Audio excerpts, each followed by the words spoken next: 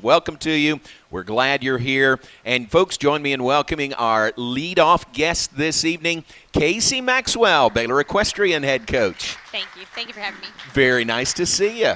It's actually been a while. I haven't seen you in a while. It has been a while. It's good to be back. All right, so let's just catch up. You and I will just talk and catch up over the next 30 minutes. That'll be fun. Talk about your team. Talk about the program. Talk about that rain we had this morning. Is that an issue? I mean, it was pretty heavy rain. You know, it always waits till right before we're going to host a home meet to just open the skies for us. And don't get me wrong, we definitely needed it. But we pulled into the arena, or into the barn facility this morning, just very, very flooded. So needless to say, we'll be in one arena on Saturday, which is fun for our team. We like it from a competition standpoint, but it does make for a little longer day. But our horses enjoyed it. We're enjoying the warm weather. Yeah. I'll take it. It is warming up. That's true.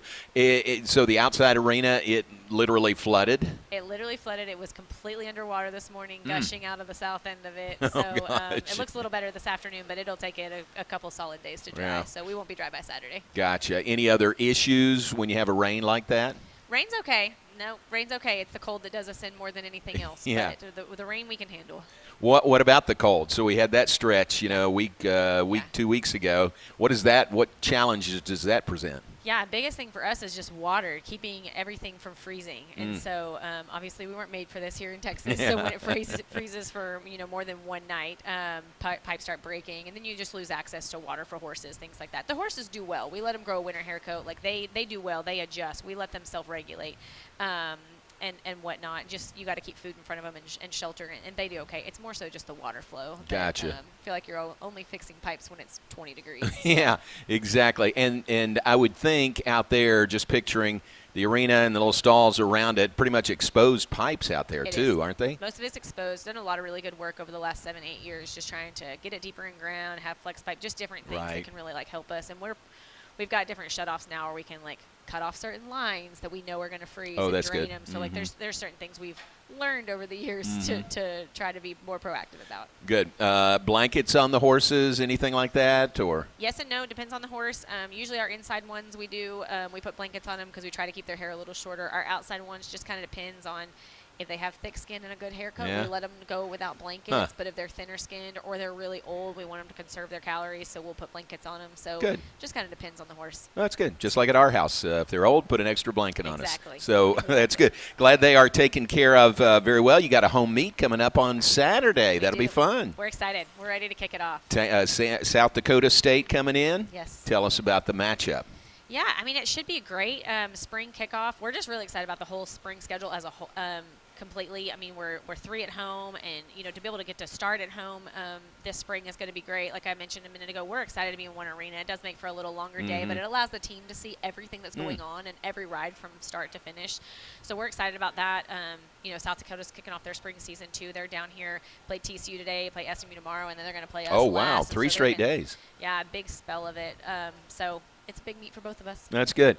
Is that hard for them to go all 3 in 3 straight days? 3 is hard. 2 is pretty normal. Yeah. When you fly somewhere to try to get 2 and just kind of get more bang for your buck, if you will. But, I think when you're, it just depends on your school's budget. If you're going to go somewhere and try to make the most out of the trip when you're down there and, not to have to take your kids out of school more than once, if you will. And so they're definitely doing that while they're down here. Good.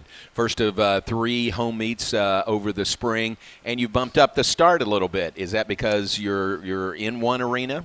Partly because we're in one arena, and also because they're flying home that night. So we try to just be real helpful, to whoever's coming in. If you can, we're all trying to save money, right? So if they can save a night on a hotel and get home, so we moved it up for them so they can catch their flight that night. Very good. Tell us about the makeup of your team. What's your team like this year? It's a really good group. Really good group. Team dynamic's amazing.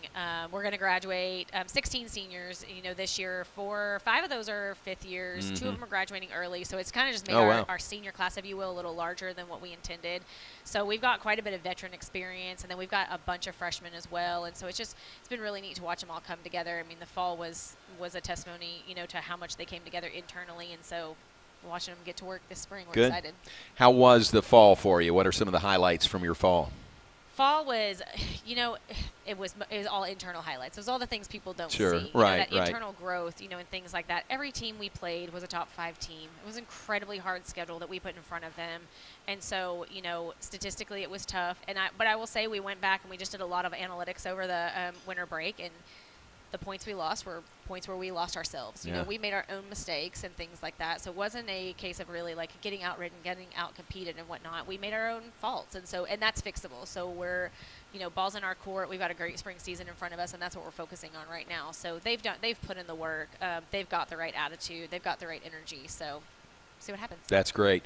You mentioned analytics. We hear that with sports now, but even in equestrian, there's analytics you look at? There is. You kind of go back and you look at you get judges' scorecards, so you get, how the judges mark them in each box and their comments on it, and then we can go back and evaluate it ourselves. And so we can go back and look at those rides side by side, head to head, if you will, and see why did she lose this match, and, was it because she had a 3-point penalty, if she's in a Western event, or she had a fault if she's in a jumping seat event.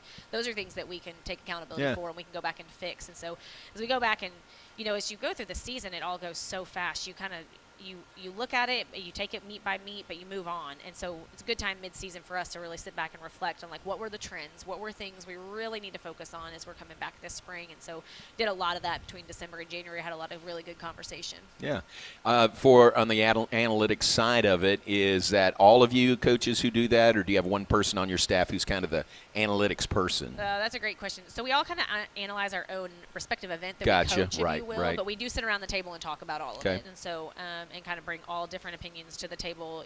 Different. You may see it through a completely different lens, and so I think it's really good just to bounce off of each other. But we all specialize in a certain area for sure. So I'll stay in my lane and not get too far out of it. So. That's good. Continuing with Casie Maxwell, Baylor Equestrian head coach. Some new faces on your staff as we get to the spring. Tell us about them. Yeah, 3 out of the 5 are new.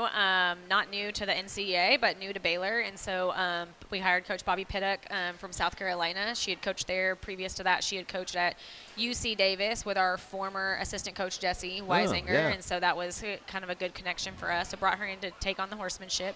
And then Grace Boston is our assistant jumping seat coach. Her sister was actually on the team here with us while Grace rode at Texas A&M. So the family's been with us for a while, but nice to welcome her to Baylor. And then our director of ops is also new, Leah Eli, and she was at Findlay, so she had coached as well, but in the IHSA, which is the other collegiate format, and then had also been in admissions and stuff. So, really? So she's seen every piece of it. Yeah. And so it's nice. She's new to the NCAA and whatnot, but has a equine background, and so. Sounds like good experience for someone in that position. Very good experience. Yeah. Very good. Very good. Very good. Well, we're glad they're here. Glad they are here at Waco. And we mentioned South Dakota State this Saturday, starting at 10:30 a.m., moved up 30 minutes. Yep. And then Oklahoma State February 15th. At noon, and TCU on March 1st. Yes, at TCU noon. will be our senior day, so we'll finish off the regular season with a senior meet here at home. So that's your schedule for the spring is 3 home and 3 away, is that right? Or more than 3 away? Well, we are 3 away. We are going to play at Fresno State next weekend, and then we're going to go to South Dakota State and play a neutral team there as well in March as well. Okay, so. Very good. And explain to everyone, I feel like we need to do this. You folks that are here, you know this because you know equestrian, but explain to someone watching or listening, when you go to South Dakota, when you go to Fresno, you're not flying your horses there, Correct. Right? So explain how that works. Correct. That's actually like a huge perk to horses that are leased or donated into the program is they really stay at home almost all year except for the postseason. The regular season, the home team provides the equipment, the horses, the saddles, everything like that. We literally come with our uniforms and the gear that we need on ourselves that day. And so there is probably some home team advantage to knowing the horses, if you will. There's pros and cons to that. You know them too well. Like that's the downside of it. You don't have all the work to put into meet day, that you have when you're at home and you have to take care of those horses and whatnot.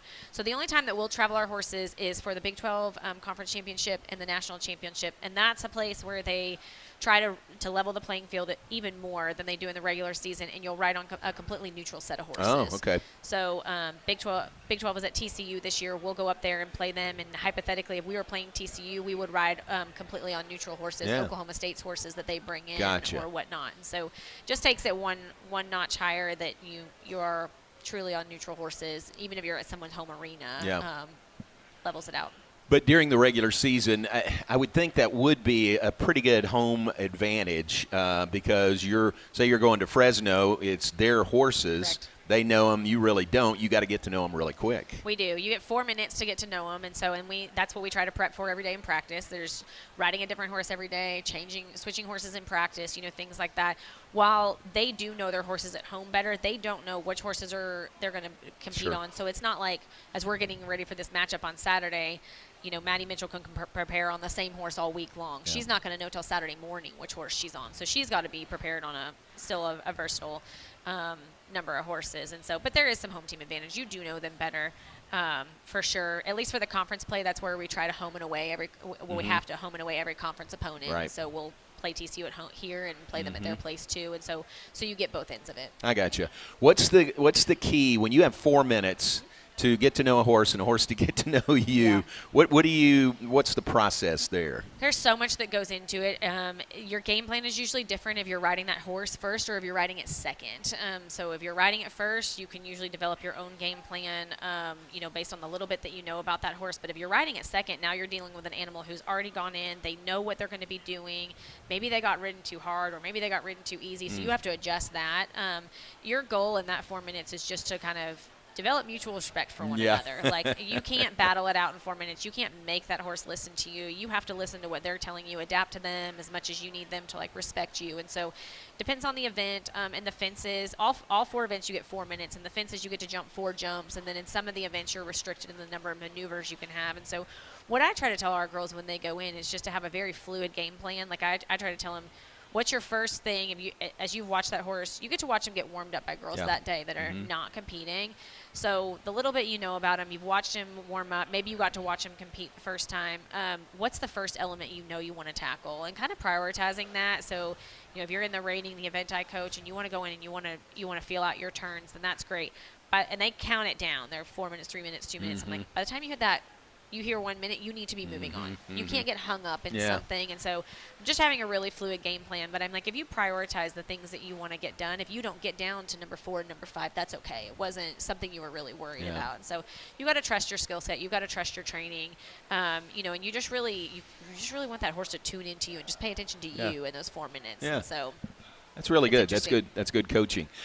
Hit me if this is a dumb question, No. but is there any scouting prior to, like, if you got, if you got some video of a meet at Fresno and you're going to Fresno, maybe you see their horses there. Can you watch video? You can. Okay. And there are coaches that are very pro, knowing everything about them. Really? That are like, I'm going to call who went there last weekend. I want the full rundown. I'm the complete opposite. You don't do that. I want to know nothing. Okay, good. Nothing. We're riding live animals. Yeah. And so, and this, I appreciate every coach's perspective on this because they're all very different. My horsemanship coaches, Coach Jesse previous and Coach Bobby, they like more information than I do. Okay. I think you can tend to develop an opinion about that horse based on how he was last week or how he was last year when you saw him and whatnot. And we just have to understand we're riding live animals. They can be completely different today than they were yesterday. And so the ability to just be really fluid in your game plan and just really adjust to them, I think, is just really important. And that's where sometimes at home is hard because you have this preconceived idea of how well they can be, or I got to practice on him on Wednesday and he was great, but Saturday he's not in a good mood. Yeah. And so, you don't want to sell yourself short in those spaces. And so I really try to coach our girls up to just being in the moment, just being present in the moment. You have to feel your horse. You have to listen to them and, take everything else with a grain of salt. Anything that someone tells you that day about him, or his habits, take it with a grain of salt. Because Sure. it may not happen today. Yeah, So, that's great. That's great information. That's really good. I can see how you have that approach going in. You relay that to your girls and don't get too caught up in what you think previously or what you might have seen even earlier in the day. You've got some returning players, some veteran players. You mentioned 16 seniors. You've got some that have a lot of really good experience for you, don't they? Yeah, we do. Maddie Mitchell's back for a 5th year. She's been great. She's been in the flat and the fences for us. Just a dynamic, versatile player. Good teammate. It's really been cool to watch develop over her 5 years. Her confidence in herself, her skill set in the arena. So really great to have her over there. Lauren Reed's over there on the jumping seat side as well. Junior with us this year, also in both events. And so, some really good mentors there. And then the horsemanship side is pretty stacked with some veterans. Alexis Rutledge, Natalie Vasquez, and Gia Posey are back, all seniors gonna graduate this year, but have been competitive for us over their 4-year time with us. Yeah, that's great. It's veterans, I would think in all sports to have veterans with experience really means a lot to your team. It does. I mean, you watch them just kind of settle into it. This format's different than anything they do when we're recruiting them, when they're youth or amateurs before they come into college. The format's different. The catch riding different horses is different. And so, that first year, there's some anxiety around all of that, getting in, just adjusting to all of it. It's completely normal. And everybody adjusts at their own pace. You got to meet them where they are. But you just watch them as they go through their 4 or their 5 years, just how much more settled they get, much more confident they get in what they're doing, and their ability to relay that. They can relay that better back to their teammates than we can because they're living it. And so it's really neat to watch the process happen. So I guess prior to college or prior to Baylor, whatever their upbringing is with horses, it's probably their horse. Correct. Right? So they're only competing on their horse or horses, but some they know really well. Correct. There is even if it's for a short period of time, they're getting to ride the horse before they go in and compete. Maybe they've only had it even for a month, if you will, but they're either owning or leasing that animal, before they go in and compete on it. So they're definitely not showing up to the horse show and just randomly drawing one like we do in college. So, and that is part of their training as they come up, is really getting to know that specific horse and training that specific horse to them as well. And so you have to let go of some of that when you come to college and realize it's got to be a mutual agreement. Yeah. So. And as we continue with Casie Maxwell, Baylor Equestrian coach, that Baylor Scott and White, Southwest Sports Medicine Orthopedics, refers to humans. Yes. Who do you have that takes care of the four-legged four-legged animals that are part of your program? You pretty much have all the equivalents that you have on the human side on the animal side. So your veterinarians, your doctor, you have sports medicine specific ones. You have dentists, you have acupuncture, you have chiropractor, you have everything that you need. Really? And so we can pull in whoever they need specifically. We have a team vet, so we always start with him if we have an issue, and a team farrier who works on their feet. And so start with those guys, but then if they need something more specific, then they refer us out. So it's truly like human medicine. We just don't have insurance, so we have to pay cash for it. Oh, that's quite a team behind the team, isn't it? It is a team. It is. So you look at the program, you're like, you have 60 athletes that you've got to keep fed and healthy and all the things, and then you have 50 horses that you have to do exactly the same thing with. So. Wow. Yeah. That's a lot. That's a big number. All right, we got some questions from the audience. Perfect. You ready for that? I'm ready. Let's start with this one. And Roy asked, when did equestrian originate? What do you think? I honestly have no idea. I know. We've been right before me. I know that. Yeah. Gosh, it's been around. I mean, competitively, for like what we're doing now, collegiately, it's only been around since 1999. Our format has, but competitively, like in the industry, I mean, back to the 40s and 50s, people have been competing. It's evolved so much. So. But collegiately, really only back to 1999. 1999, yeah. 2001 was the first year that they recognized it as an NCAA sport. And so, and it goes back further than 1999 at a club level. Okay. But that's when there was a transition to NCAA, started recognizing it collegiately and countably through the Division I pipeline. And so it's been really cool to watch it evolve since my time, a long time ago. Your time. And there's still a rival organization to NCEA? Maybe not rival, but alternate? Yeah, really not rival. There's two collegiate formats, if you will, the Intercollegiate Horse Show Association and the National Collegiate Horse Show Association, which is the format that we're in, that the NCAA adopted as the collegiate format. So the IHSA has it competes at a club level, and it's anywhere from beginner level riders up to what they call open is the highest level rider, Western and jumping seats programs all over the country, predominantly on the East Coast. There's a lot of English only programs that are on the East Coast, and so I wouldn't say rivalry because we don't recruit the same athletes, we don't provide the same opportunities, and truly, as you look at the pipeline of who's coming through equestrian from a youth standpoint, we're all still turning people away. Like, there's so many people who want to get into it. So it's really is great to have like both paths and try to give as many people an opportunity collegiately as we can. I got you. So recruiting-wise, well, I don't want to step on Roy's question. Roy also asked, other than riding ability, what do you look for in the girls that you recruit? That's a great question. Definitely, they have to catch your eye from a talent standpoint, from a riding standpoint. We look strongly at their academics. I mean, Baylor is tough, and we want them to be successful. We want them to contribute to the team's success. And so look at their academics, make sure it's a priority. We have the conversation with them that they're not getting drafted, they're not going pro, so they got to get a good job to provide for their horse habit when they're done with college. That's what we tell them, because Dad's probably not paying anymore. And then just really good team player attitude. You know, when we bring them here on a visit, we have them spend a lot of time with our student athletes and from both ends. I mean, they're feeling out our team's feeling out them. Like, is it the right fit? Is it going to complement our team dynamic? Like, what are they going to be able to bring to the table? With 60 athletes, not everyone's going to compete. And so we're asking people to come in and transition from an individual sport their entire life to a team sport. And so how do they feel about that? Will they find a space to really be able to contribute to the team, even if it's not competitively in the arena on Saturday? Fascinating. That's great. That's very good. A lot of times they recruit you as much as you recruit them. Absolutely. Absolutely. They're looking for Which their is a good fit thing. as well. It is. You know, with the volatility of the transfer portal, which hasn't really hit our sport as bad as it has other sports, but with as many options as they have, we want them to get it right the first time. If we have a kid who comes to the door and I love Baylor, I want to be here, this is where I want to commit, and we're their first visit, I usually push them out the door to go visit one or two other schools, because I just want them to be sure. I don't want them to look back as a sophomore and be like, I wish I would have looked here, or it's too small for me, or whatever the reason may be. And so we want them to know Baylor from an academic standpoint is right for them, and then from a team standpoint, it's their right fit as well. That's perfect. Know what you're getting into. Yeah, absolutely. You know, before you come here. Good question, Roy. Thank you. Steve and Diana are right here. We're so glad y'all are here, and Steve, hope you're doing well. They ask, how young were most of your students when they started riding, and do they all own a horse? Oh, that's a great question. Most of them start really young. I mean, between 6, 7, 8, 9 years old, they start really young, getting on a horse, getting lessons. They don't all. Some of them don't pick it up till junior high or high school. But if they can get some of that skill set developed really early, then they can really go a long way. They can really get really specific in their training, like all sports, if you will. It's just, honestly, as you get a little bit older, if you start trying it a little bit older, you have that fear now developed once you get on them. So the younger they are, the more resilient they are, and they don't worry about those kind of things. And so most of them start at a really young age.